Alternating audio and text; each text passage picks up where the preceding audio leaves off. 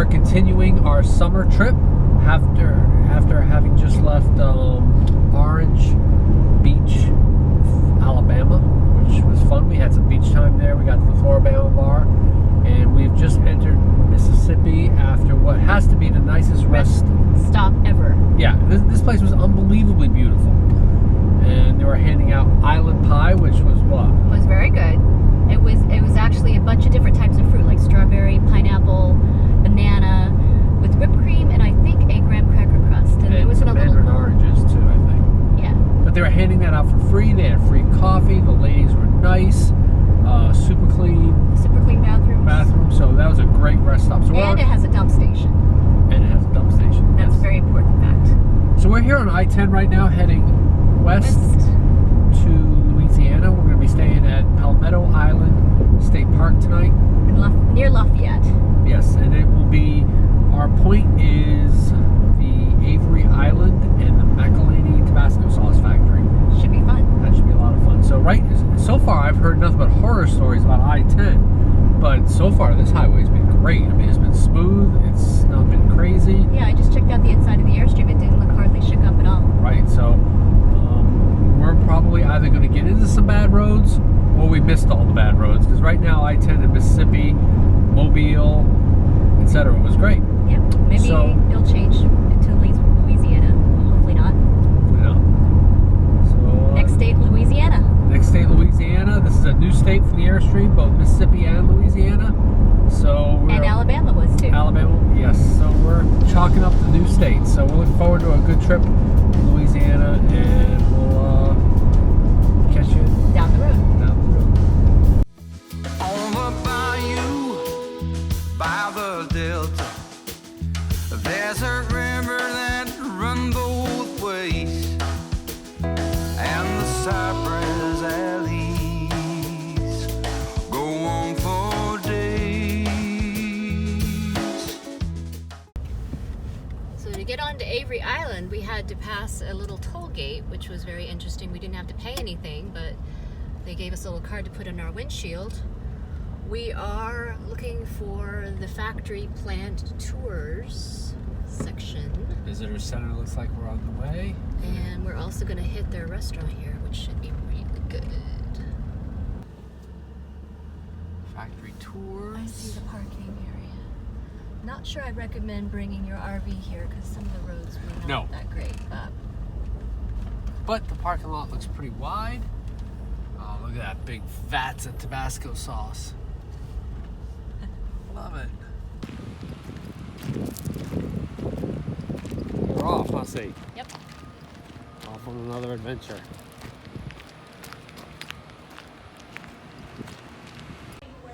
So we just paid our admission price for our Tabasco tour. It was $5.50 a piece. It came out to, what, $11.85, I think, with tax. We're gonna have to wear this sticker. We got a whole little bunch of Tabasco sauce samples, which would be great to keep in our backpack, so that whenever we're having lunch somewhere, we need a little bit of spice, we can add some Tabasco sauce and have some great memories of our tour today. So let's get started with the tour. So Edmund McIlhenny started in New Orleans before the Civil War, and he was a banker, and after the Civil War he was unable to do his banking anymore, and so he started a pepper sauce factory. Anybody who's ever had an MRE can remember those little mini bottles there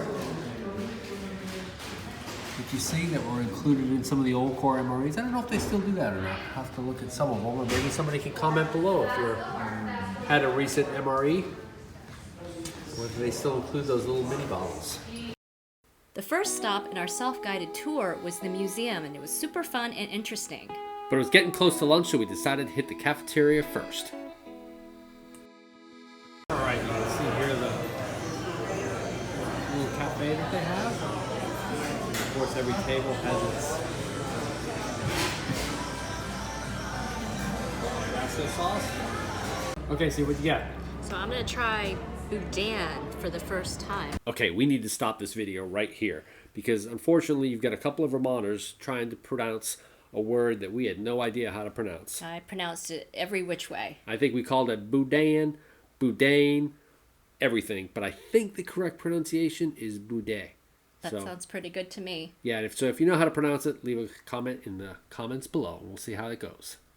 And it's a sausage with rice, pork, and various seasonings and some peppers in it as well. And they take it out of the casing, which is fascinating. This is a half sausage on a biscuit with some pepper jelly. And so we're going to give it a try. Yep, the pepper jelly was definitely recommended to us by one of our campground hosts. Let's see how this works out. This might be a little messy. I might try it with a knife and fork. Let's see here all the great sauces and stuff gets that going. Good.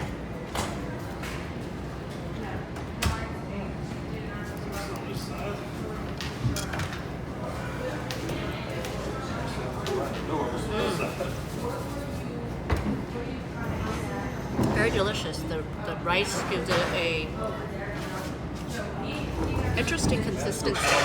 Not like sausagey. It's soft like a casserole almost. And again, this is Boudin, right? Yes. Pairing that with a Louisiana lager. All right, now I've got the Boudin Po-Boy, which has got some type of aioli sauce. The thing is about a foot long. It's huge. We're gonna go ahead and give it a try here.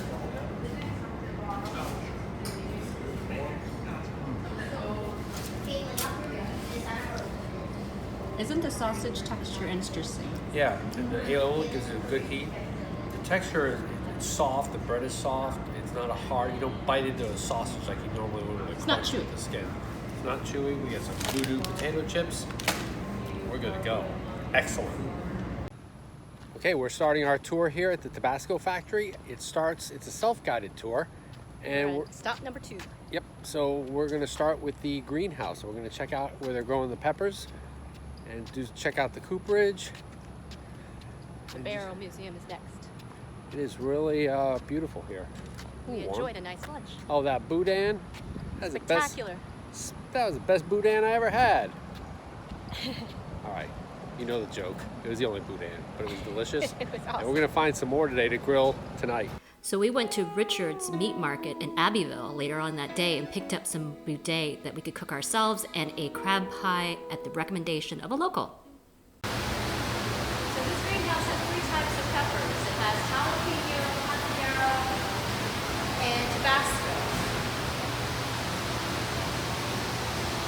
And you have to wait until they're a particular color in order to pick them for the Tabasco sauce, which they do with a certain stick that is a red colored stick.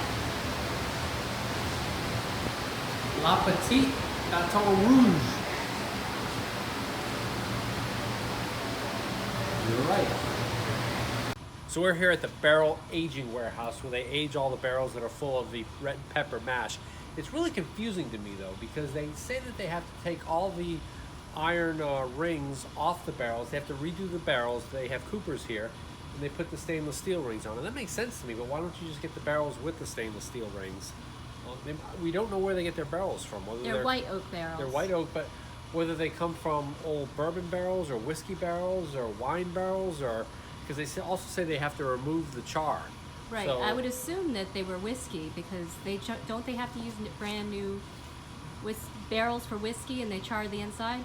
Yeah. So we'll try and find that out. But right now, this is where they age a lot of their. You can sort of smell it. Tabasco. Yeah, it's got an aroma of like wood and. And they cover the tops with salt. Yep.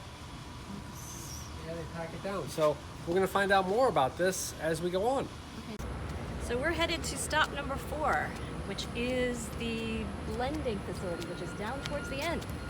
And as we mentioned before, they've got a strong ties to the military. In fact, one of the presidents here was a brigadier general in the Marine Corps. That's why they always try to support the military with the MRE. And you can see here they've got, it looks like a 2.5 or a 5 ton. I can't tell which one that is. So we're gonna check things out at this cool looking factory. Plus they got American flags, which is super cool. You can always tell a company that's owned not through corporate ownership, but through the family, because they do stuff like this. Same thing with Maker's Mark. So what do you see here, son? Just a bunch of vats. This is the blending room, so this is where all of the blending takes place, and they actually have McIlhenny family members do the tasting and blending. So you can't really see the mash, but it's all in there.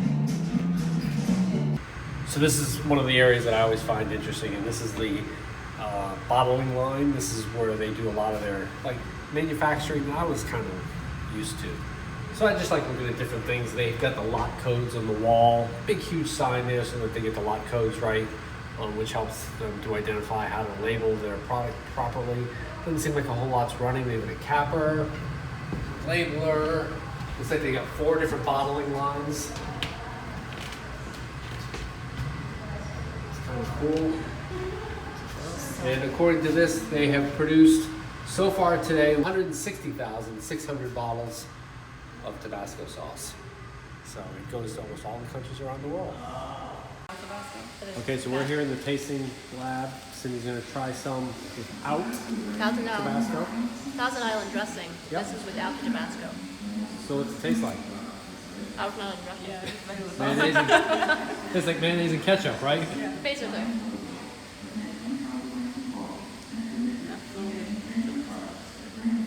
This is the ingredients we're gonna block. Those are 2. Alright, That's with the this is the one with the Thousand Island dressing with the Tabasco sauce. It's good. Much better, a lot. Is the But flavor it enhanced? has a lot more flavor. You can see here, these are the only ingredients that go into Tabasco. We've got the vinegar, The pepper the pepper mash, the mash and the salt. and the salt. The mash and the salt are brought to the barrels, and then this is the barrels for 3 to 4 years. After that, then they put the vinegar in it, and then they bring it the blending for about 2 to 3 weeks, and it comes out to be the Tabasco sauce.